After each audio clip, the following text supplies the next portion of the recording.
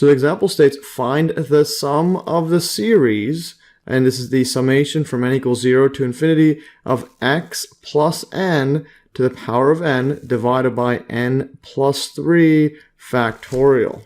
Alright, so let's take a look at the solution. So the solution, the problem-solving principle that is relevant here is recognizing something familiar, and we're asked, does the given series look anything like a series that we already know? And before we look at that, let's do a quick recap on the Taylor series and so on. It's from my earlier video right there. There's a link to the Hive article and has a video embedded there on it. So recall that the Taylor series, or this one right here, the nth sum right here. Yeah, this Taylor series is equal to t sub n of x equals to the summation from n equals 0 to n. I mean, from I equals 0 to n of this is the ith derivative at a divided by I factorial times by x minus a factorial, and you get this set up like that. Then when you take it to the limit as it goes to infinity, you get the series. So this is a partial sum, and this is the series. And then, yeah, you just write it like this. Summation from n equals 0 to infinity of f of the nth sum time of a divided by n factorial times x minus a to the power of n. And then you get this set up like that.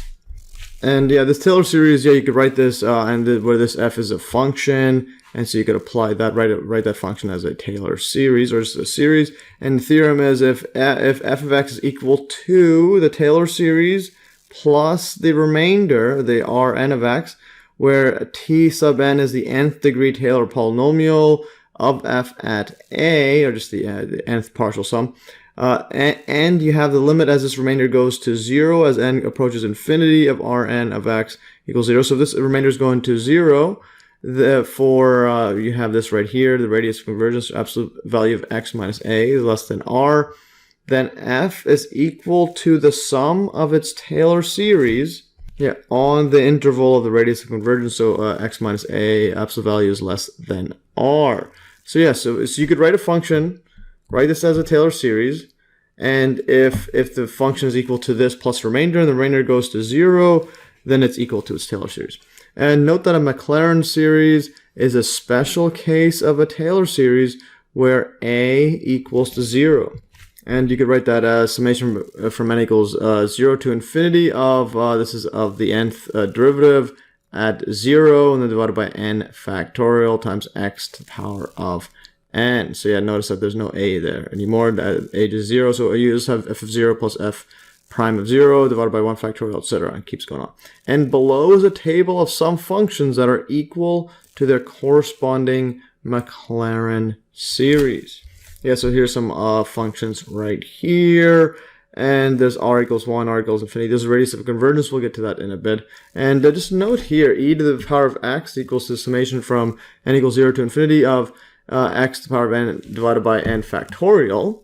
And that's pretty much exactly ours. Instead of x to the power of n, we have x plus 2. And instead of n factorial, we have n plus 3 factorial. So that looks like it. So we can actually apply that. And also recall that that r in the above table is the radius of convergence. So from my earlier video, basically if you have a power series, for a given power series, there's theorem. And from my earlier video, you can click on the link over there. So for a given power series, for the summation from n equals 0 to infinity of this power series, Cn is a coefficient times x minus a to the power of n. There are only 3 possibilities. Either the series converges only when x equals to a, because then you just have a trivial setup. You just have a minus a is 0. Yes, you just have a minus a equals 0. They just all vanish. So the whole thing vanishes. Or the series converges for all x.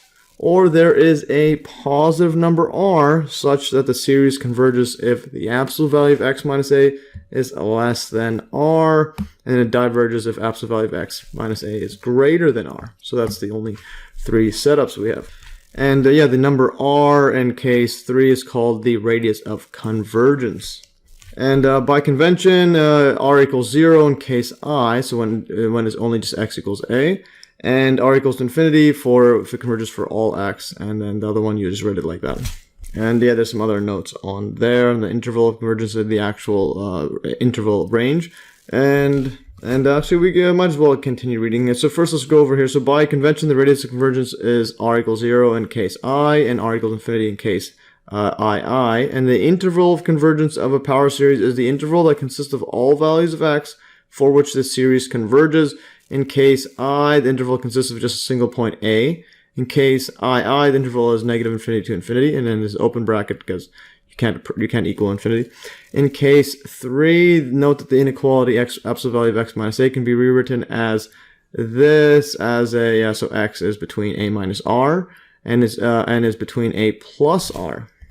And when x is an endpoint of the interval, that is what at x equals a plus or minus r, anything can happen. The series might converge at one or both endpoints, or it might diverge at both endpoints. So thus in case 3, there are 4 possibilities for the interval of convergence. You have a minus r and a plus r, open brackets, so it doesn't equal at that area, so it doesn't converge at the end. Or it can converge on the right side, so the closed bracket there, or you could converge on the left side at at x equals a minus r. Or it could converge at both ends there. So it converges on the left but not the right. This one converges on the right but not the left. And here's this situation is illustrated in figure 3 right here, just this figure right here. So there's the radius of convergence at A. So you're also going to have it at A. And then you also have this, that's at A. Then you have convergence for absolute value of x minus A is less than r, like that. Because this is r, like that. Distance is r. And this is our x line, like that. And then it diverges beyond that. That's case 3 there.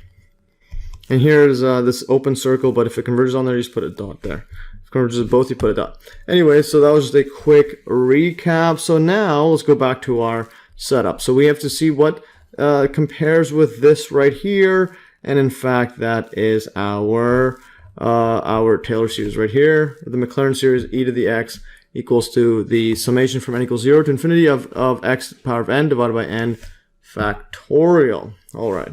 Yeah, so let's write that down. So, well, it does have some ingredients in common with the Maclaurin series for the exponential function. So we'll write e to the x is equal to, and this one is the summation from up to infinity, n equals 0.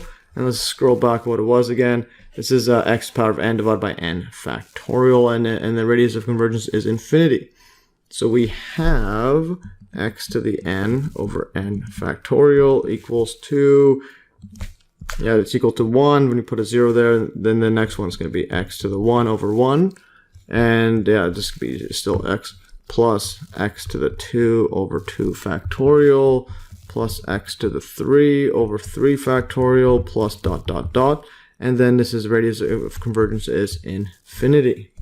And now we can make the series look more like our given series by replacing x by x plus 2, because we have it over here, the series here, x plus 2, and then the other one's n plus 3. So we'll replace it, and then basically what we'll have is, let's just write that down. So instead of e to the x, we'll just go e to the x plus 2. So this is going to equal to, right here, let's put that neater. Okay, this is infinity, n equals to 0, x plus 2 to the power of n divided by n factorial. And then if you write this out, this will be, at n equals 0, that's still going to be just 1. X plus 2 to the power of 0 is still going to be 1. And divided by 0 factorial is 1. 0 factorial is defined as 1. The next one's going to be, well, when it's 1, x plus 2 to the power of 1. And so this is going to be power of 1 divided by 1 factorial is just 1. And then the next one's going to be plus x plus 2 over 2 factorial. And for completeness, let's write one more, plus x plus 2 to the power of 3 over 3 factorial plus dot dot dot. Yeah, but here, notice the issue here. So, but here the exponent in the numerator, this is the top part right here, the n, matches the number in the denominator whose factorial is taken. So you have n and n, and you have 2 and 1, 2 and 2, 3 and 3, etc. To make that happen in the given series in the example, because notice this one right here, they don't match. Let's go back here. So this right here, so you have the power of n, but this is n plus 3, so they don't match over there. So separated by that 3 there. Yeah, so instead what we could do is, to make that happen in the given series in example, let's multiply and divide by x plus 2 to the power of 3. Because remember, they're separated by 3, and then what we'll do is do some manipulation, make it so that they match up. And let's go back here, and then we could just use our this part right here and plug it in.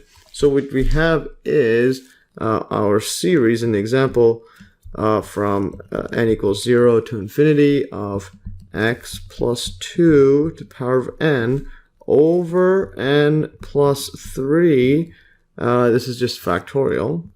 So this equals 2, and I'm going to multiply the top and bottom by x plus 2 to the power of 3 divided by x plus 2 divided by 3. And notice the trick that we're going to do. And that is, well, it should be self-evident by now.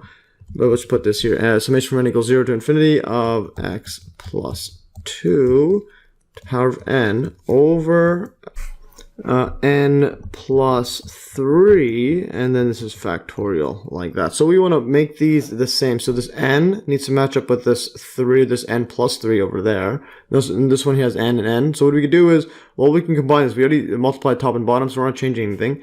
And now this is just x plus 2. We could bring that in. There's no n value there. We just bring that in directly into here, and then add up these powers. These are the same power right there. This x plus 2 to the power of 3, and this x plus 2 to the power of n. We could just use our power rules and combine the two. So this equals 2, 1 over x plus 2 to the power of 3 times it by, and let's just move this down a tiny notch, summation from n equals 0 to infinity of, this is going to be x plus 2 power of n plus 3. So we just combine those powers inside, and now this is going to be n plus 3 factorial. And this one is the exact same thing over here. Or actually, no, I mean over this one here. So this is just x plus 2 to the power of n, but this is past the first 3 terms.